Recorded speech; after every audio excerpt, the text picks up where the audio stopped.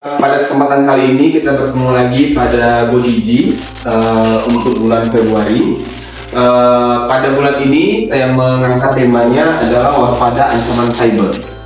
Jadi ada 3 ancaman cyber yang bisa kita ketahui. Yang pertama itu phishing, yaitu penipuan lewat email atau pesan palsu untuk mencuri data.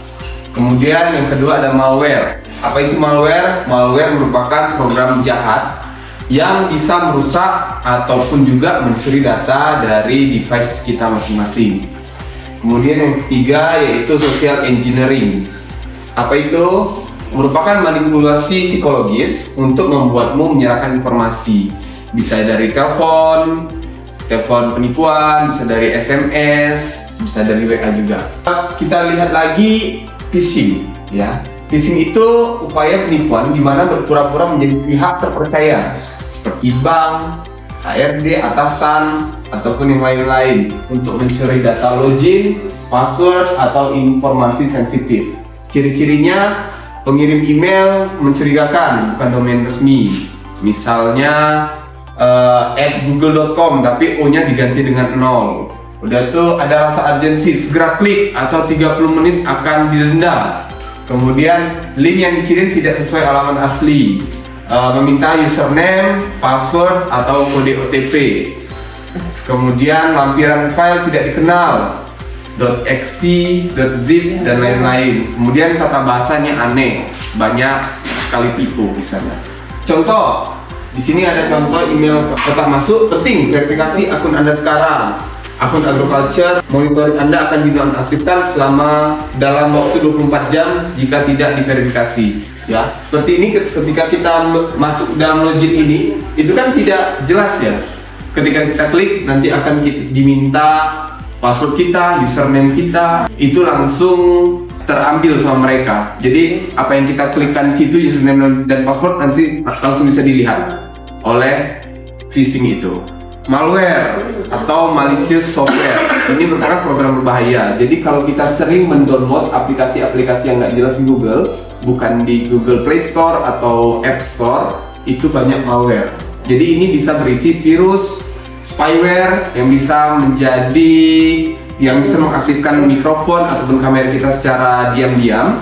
Kemudian ada ransomware yang bisa mengunci atau menginskripsi file kamu. Bisa jadi file foto kita atau file apapun itu dikunci dan kita akan dimintai uang untuk menebus kata kuncinya. Kemudian ada Trojan. Ini aplikasi yang menyamar sebagai aplikasi yang berguna tapi diam-diam membuka pintu belakang. Jadi memberikan akses masuk ke aplikasi-aplikasi lain. Selanjutnya social engineering. Ini adalah teknik manipulasi psikologis. Jadi pelaku tidak meretas sistem, tapi pikiran kita yang diretas. Jadi mereka memanfaatkan kepercayaan, rasa takut, dan urgensi kamu untuk menyerahkan informasi. Modus yang sering terjadi, impersonisasi atasan, pura-pura menjadi bos. Kemudian voice phishing, telepon dari akun bank, catatan sipil, baiting ataupun polisi juga sering. Baiting, flashdisk ditemukan di parkiran, dicolok, langsung diinstal. Ternyata di situ mengandung malware yang langsung mengakses semua file yang ada di device kita.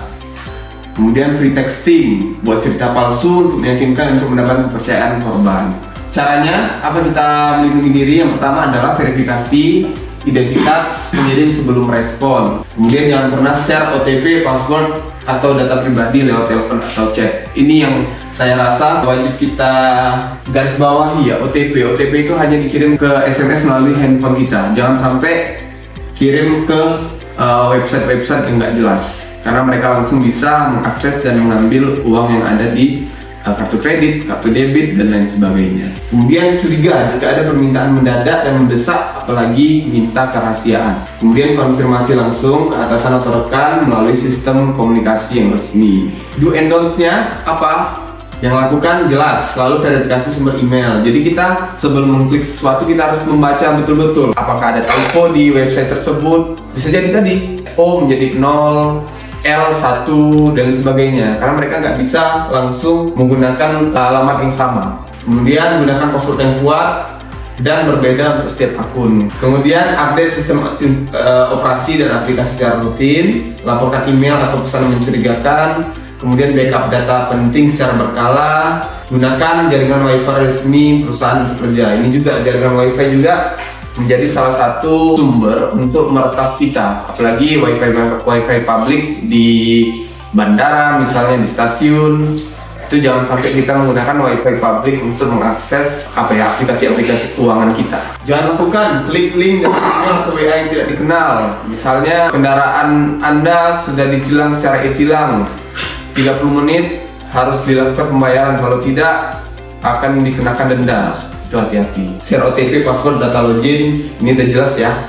Tapi ketika kita udah kena yang atas, pasti ini otomatis kena, karena kita harus memasukkan informasi kita di situ. Sedangkan itu langsung mirroring dia dari layar kita ke layar si hacker tadi. Kemudian download hanya dari sumber resmi, bukan dari Google. Kemudian hati-hati colok flash disk atau USB yang tidak diketahui asalnya. Gunakan wifi publik untuk akses data perusahaan dan abaikan notifikasi login mencurigakan di akunmu. Mungkin itu saja untuk GoDigi edisi kali ini. Saya akhiri. Wassalamualaikum warahmatullahi wabarakatuh.